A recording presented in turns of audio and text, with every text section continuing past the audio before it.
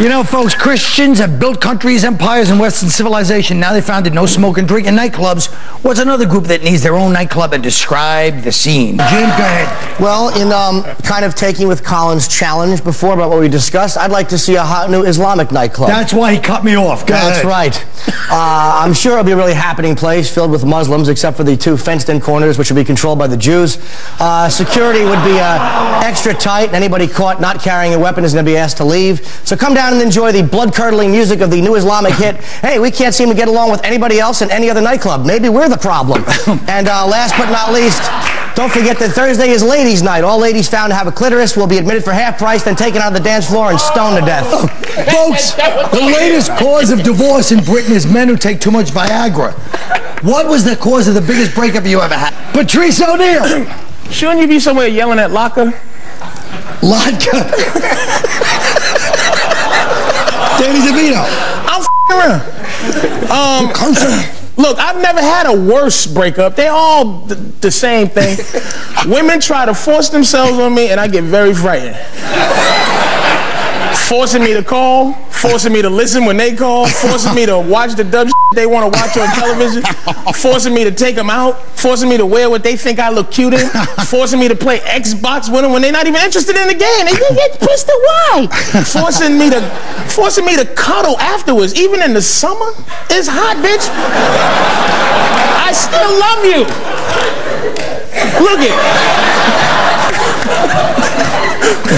Look it, man. Ladies, if you want to know how to make your man happy, just think about what makes you happy and do exactly the opposite. Folks, scientists are now cloning mice without using males or sperm, creating all-female offspring. Is this the beginning of the end for human males?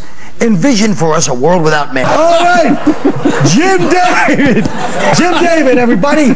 A world with only women would collapse into chaos pretty quickly. Excessive use of vibrators would cause nightly brownouts.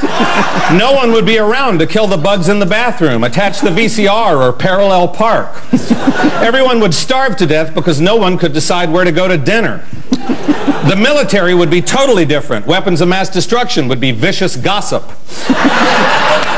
Braziers would be used as bayonets, and every cruise missile would be a strap-on. True, there would be no male-to-female sexual harassment, but without gay men around to do their hair and makeup, no one would want to harass them anyway. Well, we were talking about the down low. Who's on the down low? What are you guys on the down low about in your lives, okay? Keith. The most embarrassing thing I tried to keep on the DL is when I was in London around 1994. I had an 80-year-old Chinese woman give me a hand job.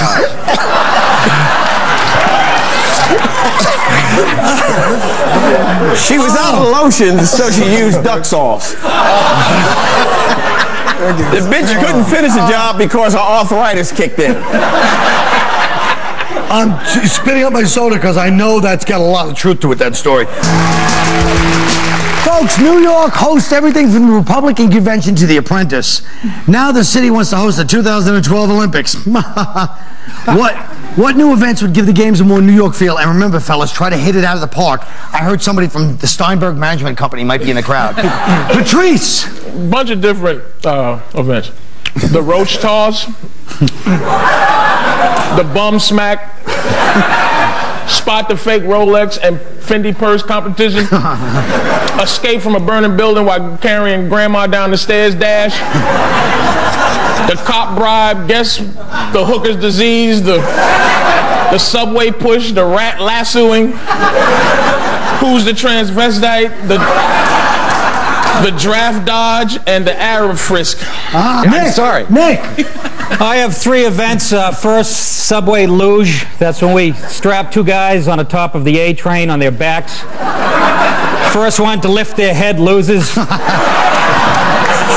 the 5,000-meter women's bikini race through Central Park. It starts at midnight. Contestants are allowed 1 can of mace. The girl who makes it to the finish line without being sexually assaulted wins. And the last one's the fetus find. Teams run through the city looking for dead fetuses. team who comes back with the most wins extra points for umbilical cords. Folks, Entertainment Weekly recently broke the news. The sitcom is dead. Write a eulogy for this once beloved art form. Jim Norton. As far as I'm concerned, you didn't die of natural causes. You were murdered by liberal guilt. Challenging statements you used to make were replaced by sassy, sharp as a whip gals, over-the-top gay men, and adorably precocious kids. Instead of confronting social problems and addressing them with brilliant sarcasm, you're forced to ignore these problems and concentrate on meaningless, soulless innuendos just so a bunch of frightened college mentality white people wouldn't have to address their deep-seated superiority complexes. The only positive thing about your death is now a bunch of unfunny, untalented network sitcom writers will be unemployed and hopefully kill themselves. That was kind of beautiful, actually. I love that.